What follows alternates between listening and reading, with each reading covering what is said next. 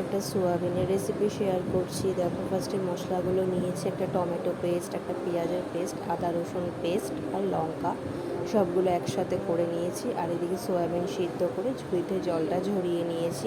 এক এক করে সব উপকরণগুলো দেবো। তারপরে কড়াইতে তেল দিলাম। তেলটা গরম হওয়ার পরে কড়াইতে আমি দারচিনি সোমবার দেবো, একটা শুকনো লঙ্কা আর দুটো তেজপাতা দিয়ে আমি যখন একটু গন্ধ গন্ধ বেরোবে, তখন এই শুকনো লঙ্কা আর এই দারচিনি যখন একটা হালকা স্মেল বেরোবে, তখন আমি ওই আদা রসুন পেস্ট করে রাখি, সেটা আমি অ্যাড করে দেবো।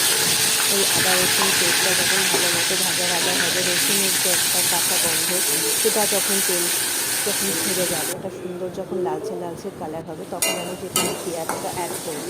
পেঁয়াজটা কিছুক্ষণ ভাজা ভাজা করার পরে আমি টমেটোটা অ্যাড করব। অ্যাড করার পরে সোয়াবিনের মধ্যে নুন, হলুদ, লঙ্কার গুঁড়ো, ধনের গুঁড়ো, জিরের গুঁড়ো সব মাখিয়ে রেখে দেবো, সেটা আমি কড়াইতে দিয়ে দিলাম। দিয়ে কিছুক্ষণ কষাবো। কষানোর পরে আমি সেখানে জল অ্যাড করব।